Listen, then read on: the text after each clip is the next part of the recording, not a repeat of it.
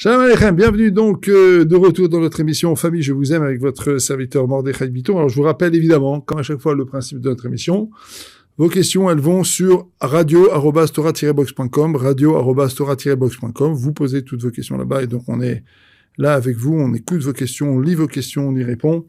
Et sachez que vous rencontrerez en la personne de vos serviteurs une écoute toujours très attentive. Voilà, donc on est avec vous, n'hésitez pas à poser vos questions.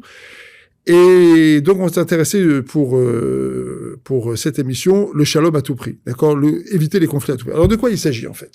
Il s'agit, en fait, de cette attitude qu'on appelle en français l'évitement. Vous avez beaucoup de gens qui sont dans l'évitement. Ils refusent les conflits. C'est-à-dire que dès que se propose à eux un conflit, ils vont s'arranger pour esquiver. Ou alors, ce sont des gens qui, autre attitude possible, des gens qui ont terriblement peur des conflits. Alors, ce sont deux attitudes complètement différentes. On va essayer de détailler un petit peu dans cette première partie ce point-là, parce que c'est tout à fait fondamental, d'abord dans le couple. Après, on va parler de l'éducation et de la relation avec les enfants, parce que là aussi, ça a un impact souvent assez négatif. On va expliquer du bon usage, en fait. D'abord, il faut expliquer ici ce que c'est un conflit, en quelques mots. D'accord? Un conflit, c'est pas seulement une différence d'opinion, c'est une différence d'être. C'est pas seulement une différence d'approche, c'est pas technique. Quand on parle d'un conflit, on parle pas seulement de la manière de dire les choses ou de la manière d'approcher les choses. C'est pas seulement ça. Quand on parle d'un conflit, on parle de deux êtres. Que Shem, c'est partout fait, Enam, Shavim, car, DOTM, Egnam, Shavim, de la même manière que nous n'avons pas les mêmes visages, nous n'avons pas non plus les mêmes conceptions. Nos visages, ils reflètent même des différences d'histoire. D'accord? Sur le visage d'un individu, le visage s'appelle Panim. Panim, c'est Pnim, c'est l'intérieur. On a des visages différents, on a des histoires différentes et on a donc des points de vue et des manières d'être et finalement un véhicule d'être complètement différent sur les situations. Donc le mari et la femme, quand ils sont amenés à discuter de leur vie, de leur histoire, de leur ressenti, ils sont amenés à se dire tous les deux très souvent à quel point ils sont différents. Et c'est ce qu'on appelle un conflit. Parce que sur une même situation, ils vont pas lire les choses de la même manière, ils vont pas se dire la même chose. Et donc, très souvent, ils vont pas partager les mêmes émotions. Et un des désirs les plus profonds qu'on a dans le couple, c'est le désir de Achdout, le désir d'unité, le désir du Yichud. Pourquoi? Parce que le fond de l'histoire dans le couple, c'est que nos Neshamot, au départ, elles ont en quelque sorte été divisées en deux. Et on va retrouver la moitié de la Neshama sous la Choupa. Donc, en fait, ce qu'on désire le plus dans le mariage, c'est le yichud, c'est l'unité. Alors quand j'arrive pas à partager mes émotions avec l'autre, je rentre un petit peu finalement dans un état d'angoisse, peut-être même un état de colère, peut-être parfois même un état d'hystérie, parce que j'arrive pas à partager avec lui. Mais il faut comprendre ici que le conflit, c'est d'abord un état d'être. On est tous les deux complètement différents. Donc c'est normal qu'on n'ait pas les mêmes ressentis, c'est normal qu'on n'ait pas le même regard sur les choses.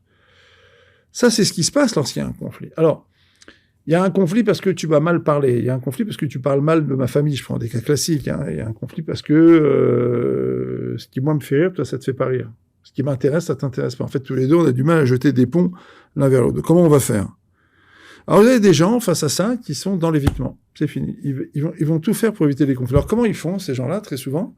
Ces gens-là, ils se taisent. Et on observe souvent cette attitude, notamment chez les épouses. Elles préfèrent se taire. Elles ont peur. Mais les époux aussi, parfois, ont un petit peu peur de dire les choses. Et donc, on peut rester comme ça, très souvent, à garder pour soi des émotions, des ressentis. Et finalement, un beau jour, qu'est-ce qui se passe? On explose.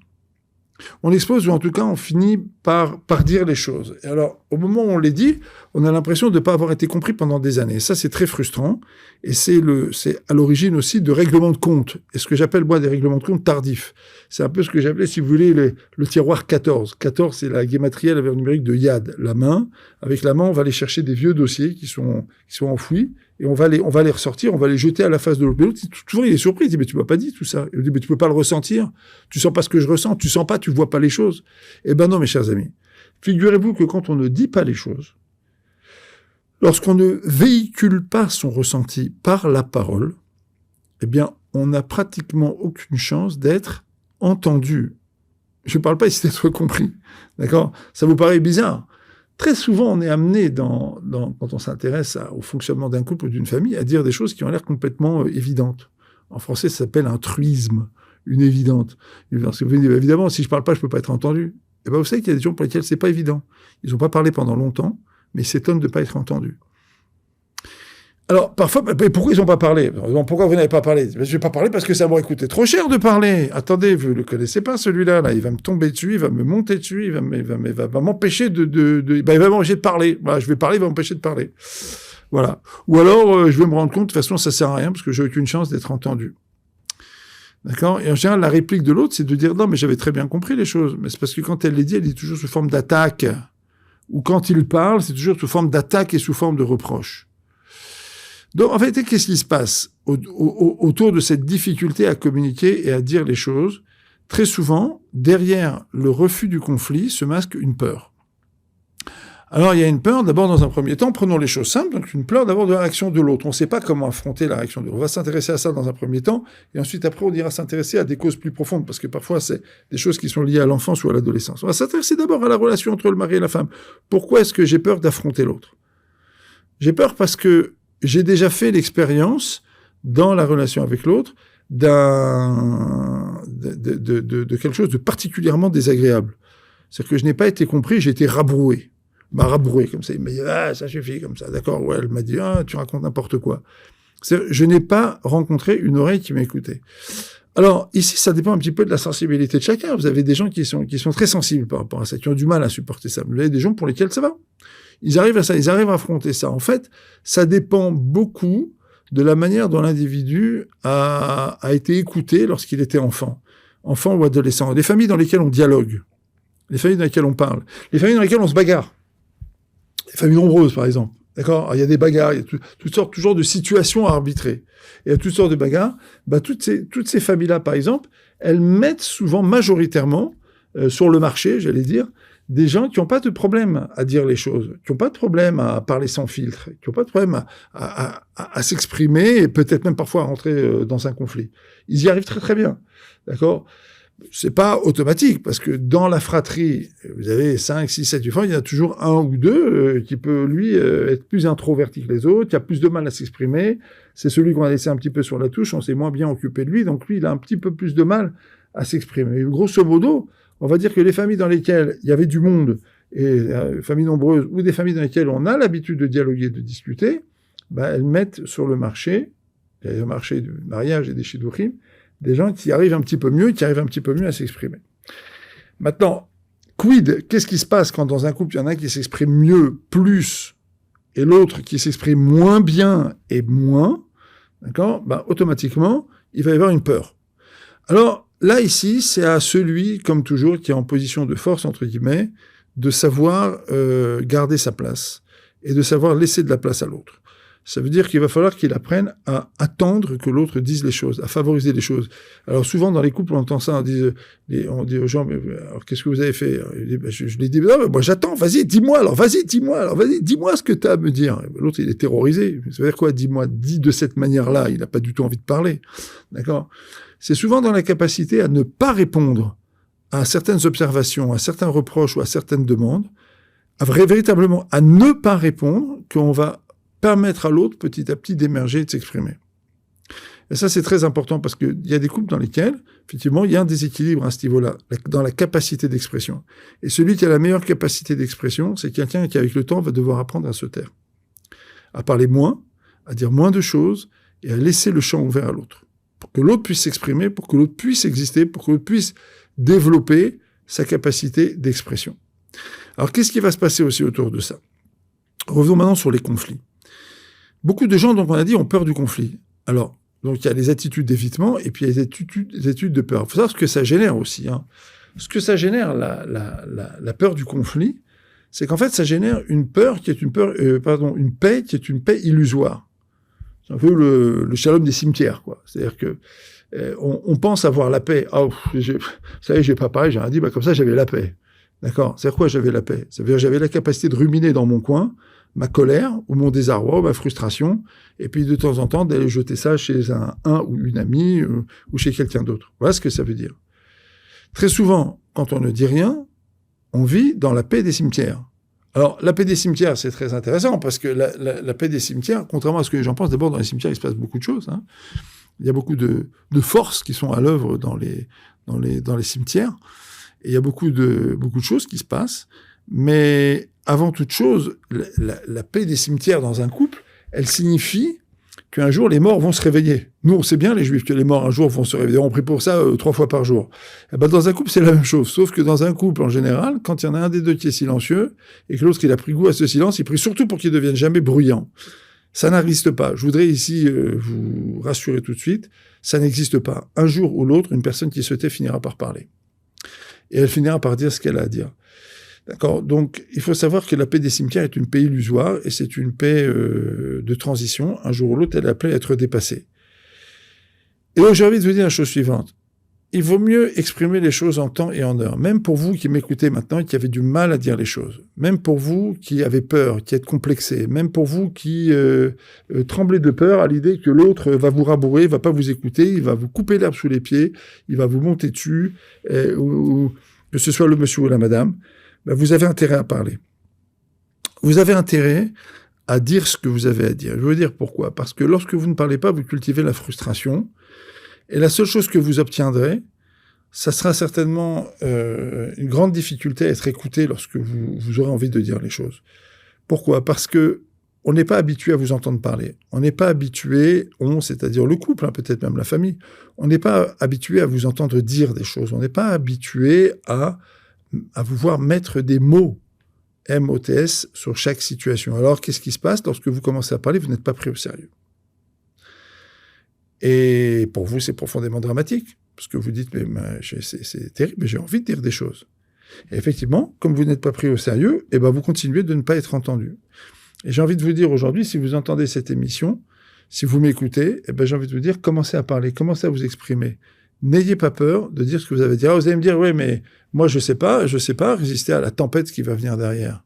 Je sais pas. Alors, moi, j'ai envie de vous dire, allez voir un coach, allez voir un thérapeute, allez voir qui vous voulez, faites-vous aider.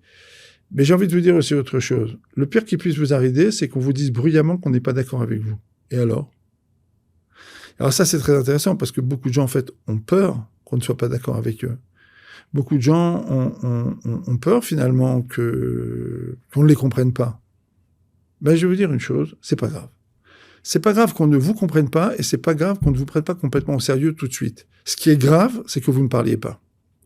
Ce qui est grave, c'est que vous introduisiez petit à petit, parce que vous ne parlez pas, vous participez à la mise en place d'une relation qui est une relation de perversion narcissique. Parce que la personne qui est en face de vous est une personne qui va abuser de ce pouvoir. Et c'est une personne qui ne vous laissera pas parler, elle ne vous laissera pas émerger. Il y a majorité de chances pour que vous ayez du mal à émerger. Moi, je vous dis aujourd'hui, soulevez l'étendard de la révolte contre vous-même, pas contre le ou la conjointe, c'est pas ça, c'est contre vous-même, contre votre propre silence. Arrêtez de croire que parce qu'on va vous rabrouer, ou parce qu'on va vous empêcher de parler, entre guillemets, ou on va se moquer de vous, il vaut mieux ne pas parler. Non, au contraire, il vaut mieux parler. Alors, attention, parce que je suis en train de manipuler la dynamite, parce que vous allez parler, ça va mal se passer, et là, qu'est-ce qui va se passer ? Vous allez peut-être à crier, vous allez peut-être à vous disputer et tout, etc. Alors, je vais vous donner le bon usage de la chose. Sachez que si vous avez des difficultés à vous exprimer, que vous décidez de commencer à parler, d'accord ? À partir du moment où vous avez dit ce que vous avez à dire, vous avez été entendu. Maintenant, ça va faire son petit bonhomme de chemin chez l'autre. Vous n'avez pas besoin de rentrer dans une dispute, vous n'avez pas besoin de rentrer dans une discussion. La nuit porte conseil. Les gens réfléchissent. Les gens n'aiment pas les situations de conflit prolongés. Les gens n'aiment pas ça. Même ceux qui vivent là-dedans n'aiment pas ça, ils en souffrent énormément. Donc n'ayez pas peur. Ça va faire son petit bonhomme de chemin. D'ici 24 heures, 48 heures, vous reprendrez la discussion en temps et en heure, cette fois-ci apaisée. Pourquoi apaisée ? Parce que d'un seul coup, vous avez marqué votre espace, vous avez marqué votre existence, vous avez arrêté de confondre le vitour, c'est-à-dire le renoncement, et la victimisation, voire la corbanisation, c'est-à-dire vous transformer en sacrifice, d'accord ? Devenir une espèce de monument sacrificiel. Vous avez arrêté de confondre ça. Là, maintenant, vous avez compris qu'être mévataire, renoncer, c'est d'abord exprimer sa position, défendre sa position, et ensuite, éventuellement, y renoncer. Dire, d'accord, ok, cette fois-ci, je suis mévataire. C'est ça, être mévataire. Mévataire, c'est d'abord exister. Je ne peux être mévataire. Je ne peux renoncer que si j'existe. Or, beaucoup de gens confondent la disparition et la mortalité avec la mortalité du vivant, avec le renoncement, avec le vitour. Ils attendent plein de cours de Shlom Bayit, de Chinour, de cours sur les Midot, où on leur rebâche à longueur de cours que Rav Steinman avait dit qu'il avait jamais vu personne qui aimait Vater, qui renonce et qui sort perdant. Oui, mais à une seule condition, c'est que la personne qui aimait Vater soit une personne qui existe. Tous les Gdolim, tous les grands du peuple juif qui nous ont parlé du vitour, sont des gens qui existent dans le rapport à l'autre, dans le monde. Ils ont des choses à dire. Ce sont des gens qui sont là. Ils occupent une place. Par exemple, ça peut être des grands génies dans le Limoud, d'accord, mais en même temps, c'est des gens qui ont choisi le silence. Ça peut être aussi dans la nomenclature des personnalités, ce qu'on appelle des personnalités bois. Vous avez des personnalités métal, les personnalités bois. Les personnalités bois sont des gens plutôt silencieux, sont souvent d'ailleurs des leaders, d'accord. Ce sont des gens qui ne parlent pas beaucoup, sont très intelligents, qui font des choses très fortes, et qui n'éprouvent pas le besoin de communiquer et de parler. Donc, quand on vous parle de vitour et quand on parle de renoncement, on parle avant toute chose de gens qui existent. Donc, attention, quand vous ne parlez pas et quand vous ne vous exprimez pas, vous n'êtes pas en train d'exister. Sauf si vous choisissez, c'est un choix. Vous pouvez faire ce choix-là, mais dans ce cas-là, je vous garantis que vous n'êtes pas concerné par ce que je suis en train de dire dans cette émission. Parce que vos silences seront très parlants. Le silence des gens qui est choisi, c'est un silence choisi, voulu, c'est un silence militant, c'est un silence qui se fait très bien entendre. Alors que les gens qui se sentent complètement écrasés dans un rapport et qui ont du mal à s'exprimer, eux, ils sont pas du tout entendus. Comme je l'ai dit il y a quelques minutes, d'accord? Donc, mettez-vous bien en tête de sortir de cette fable selon laquelle j'ai évité les conflits lorsque je me suis tu. Très souvent, c'est faux. J'ai créé une frustration. Et la frustration, c'est une bombe à retardement. Et c'est d'abord à votre figure qu'elle explosera plutôt qu'à celle de votre conjoint. Parce que c'est vous qui, un jour, vous sentirez contrit de ne pas pouvoir parler. D'accord? Donc, toutes celles et tous ceux qui m'écoutent et qui ont peur, arrêtez d'avoir peur. Parlez. La pire des choses qui puisse vous arriver, c'est qu'on se moque un peu de vous, c'est qu'on vous entende pas tout de suite, c'est qu'on n'accepte pas de vous écouter tout de suite. Mais on prendra le goût et l'envie, et on comprendra qu'on doit vous écouter, vous entendre, et vous verrez que vous arriverez petit à petit à introduire un rapport beaucoup plus équilibré, un rapport beaucoup plus productif, un rapport même beaucoup plus serein dans le couple. Alors évidemment, il y a les autres attitudes, il y a des gens qui sont dans l'évitement. Il y a des gens qui sont fuyants, d'accord? C'est-à-dire que quand il y a un conflit, ils fuient, ils évitent, d'accord? Ils vont constamment éviter les discussions qui sont un petit peu conflictuelles. Ils vont éviter, ils vont refiler aussi à l'autre la gestion des problèmes dans la maison. C'est-à-dire que s'il y a quelque chose qui va pas, on envoie l'autre un petit peu, comme on dit trivialement, au casse-pipe. Voilà, tu vas te débrouiller, toi, avec le conflit avec les enfants, ou alors s'il y a des conflits avec les beaux-parents, ou avec les parents, on envoie l'autre, d'accord? On parle pas trop. Alors souvent, les gens qui ont peur de ce type de conflit, en fait, c'est des personnalités fuyantes. C'est des personnalités qui, finalement, se masquent derrière le silence, mais en fait, ont une vraie difficulté à assumer leurs responsabilités. Alors, qu'est-ce qu'on fait face à des gens qui ont du mal à assumer leurs responsabilités? Je vais vous dire un truc très simple. Dans ce cas-là, on dit, c'est très bien, toi, tu veux pas assumer tes responsabilités, je veux pas assumer tes responsabilités. Je me tais, moi aussi. Alors, on va se taire un certain temps vis-à-vis des enfants, on va se taire un certain temps vis-à-vis de la famille ou de la belle famille, et puis on va créer un vide. Et ce vide, il va créer un appel d'air, il va créer un appel, donc on va être obligé de s'expliquer. Alors quand on va être obligé de s'expliquer, évidemment, on va arriver à quoi? On va arriver inévitablement, là, ici, à des situations de conflit. Parce que, à partir du moment où il y en a un qui se met toujours en avant vis-à-vis de la famille, la belle famille, et puis l'autre derrière qui se cache, la famille, elle pose des questions. La même chose, les enfants. D'accord? Ils voient que c'est toujours la maman qui se met en avant, c'est toujours le papa qui gère. À un moment donné, quand le papa ou la maman se met en arrière, et qui dit, allez voir papa ou allez voir maman, allez voir celui qui avant a été dans cette attitude de fuite, il crée un déséquilibre, il crée un désarroi, il crée une question. Et alors là, à ce moment-là, ça va être intéressant, parce que va se nouer un rapport qui va se rééquilibrer. D'accord? Pourquoi? Parce que, encore une fois, on va arrêter de permettre à l'autre d'être dans cette attitude de fuite, attitude dite fuyante, qui est une attitude de refus des responsabilités, qui est une attitude, en fait, de tout simplement, je ne joue pas mon rôle, je n'assume pas ma part dans la vie de la famille. Eh bien, on va finalement questionner l'autre par le vide qu'on va créer. En fait, on va poser une question, et là va se nouer dans le couple quelque chose qui sera peut-être inévitablement conflictuel, mais qui va révéler un problème, et ce problème, il faut qu'il soit traité. Parce qu'en fait, le fond de l'affaire, il est là, c'est que très souvent, on veut pas traiter les problèmes. Qu'est-ce qu'on fait très souvent? On vit, d'accord? Alors on vit, alors voilà, on fait des enfants, on travaille, on part en week-end, on fait Shabbat, les repas se succèdent, les prières se succèdent, le Shabbat se succède, les Chadim se succèdent. Ensuite, après, il faut gagner de l'argent. Ensuite, après, il y a 2-3 problèmes à résoudre au milieu de tout ça. Il y a le pavillon à acheter, et puis on marie les enfants, il y a la retraite. Et alors quoi? Vous savez que ces couples qui arrivent à la retraite sont des couples qui n'ont jamais rien traité ensemble. Quand j'ai commencé à travailler dans la thérapie de couple, j'avais beaucoup de couples de retraités qui n'avaient jamais rien traité ensemble. Et c'était un vrai problème.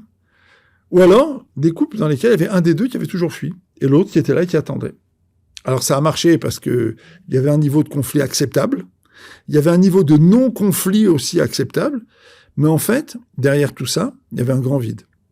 Et quand les gens se retrouvent face à eux-mêmes, et face à cette difficulté finalement à communiquer et à assumer les situations, et ben là, tout ce déséquilibre apparaît comme ça, explose à la figure du couple, et c'est très problématique.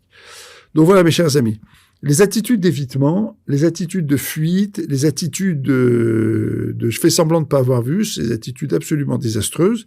Et donc, c'est à celui qui est en position de force ou de se retirer et de laisser l'autre émerger, ou alors c'est à celui-là maintenant qui pense qu'il a des difficultés, qui pense qu'il va pas être entendu, ben c'est à lui de prendre son courage à deux mains et d'avancer. Et si c'est difficile, ben il faut aller consulter. Il faut aller consulter parce qu'il en va de l'avenir du couple et de l'avenir de la famille.